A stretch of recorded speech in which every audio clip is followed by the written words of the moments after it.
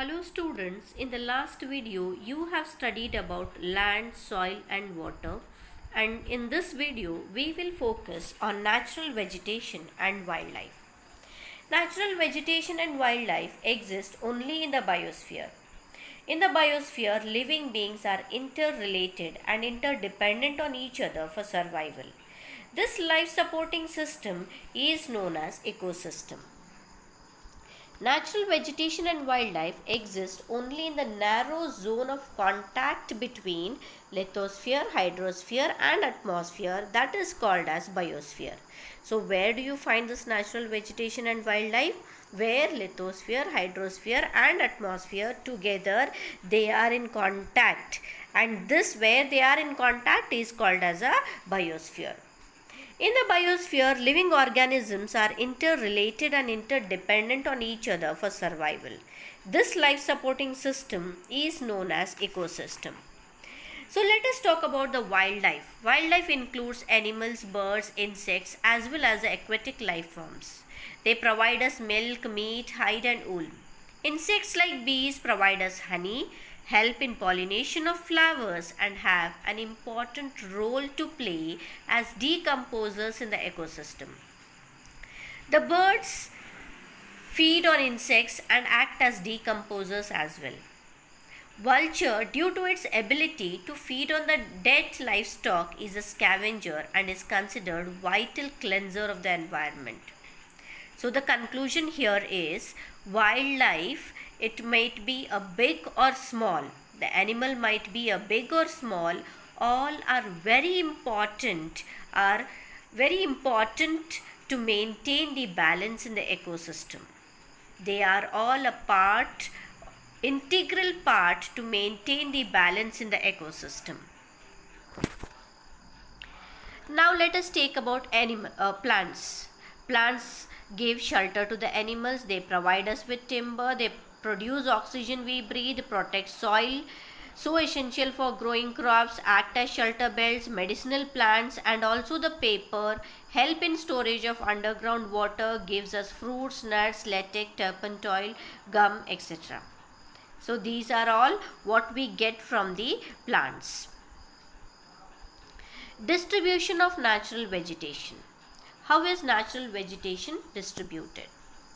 Growth of vegetation, that is the growth of plants, depends primarily on the temperature and moisture. Which type of plant is grown, it depends on the temperature and the moisture which is found in that area. Vegetation types are grouped as forest, grassland, scrubs and tundra. There are 4 types of vegetation in the world, that is forest, grassland, scrubs and tundra. Where there is heavy rainfall, you will find the dense forest. For example, evergreen forest. Where there is moderate rainfall, short stunned trees and grasses are grown here. Example, deciduous forest. In the areas where the rainfall is very low, you will find thorny bushes and tundra vegetation. So where the rainfall is very less, the trees here are thorny bushes and tundra vegetation.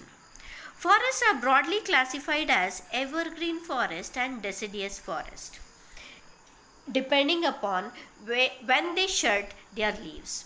Evergreen forests do not have a particular time to shed their leaves. They always look green, that's why it is called as evergreen forest. But in the deciduous forest, they shed their leaves at a particular period here, at a particular time, and they look yellow at that time. That's why it is called as the deciduous forest. Evergreen forests do not have a particular season for shedding their leaves.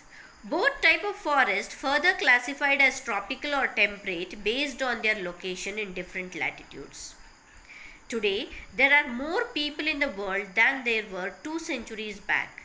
To feed the growing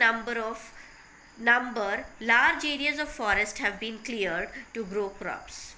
Forest cover all over the world is vanishing rapidly. There is an urgent need to conserve this resource.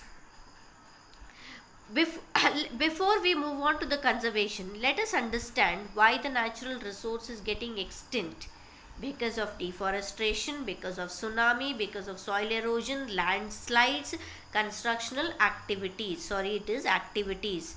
Poaching of animals, forest fires, urbanization. All these are the reasons. All these are the reasons for what? For the extent of the natural resources.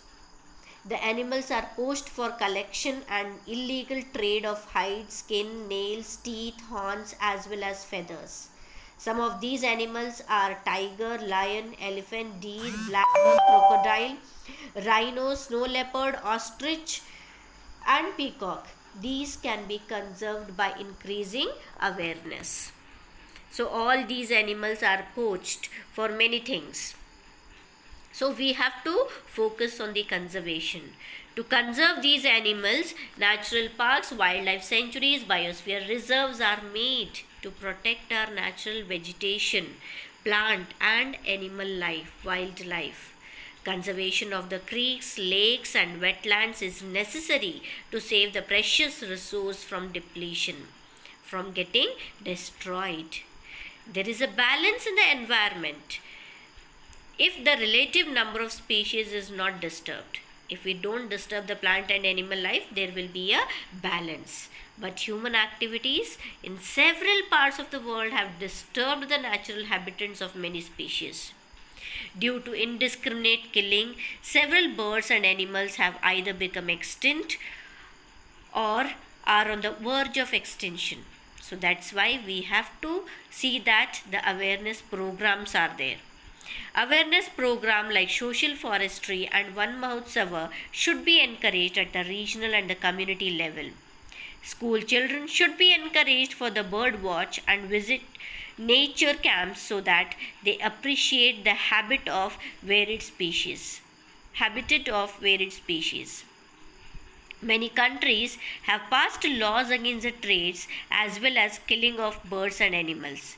In India, killing of lion, tiger, deer, great Indian bustard and peacocks is illegal. An international convention has been established here. The name of the international convention is Convention on International Trade in Endangered Species. It has been established that lists several species of animals and birds in which the trade is prohibited. Conservation of plants and animals is an ethical duty of every citizen. So let us do our duty by conserving the plant and the animal life on this earth. Thank you, students.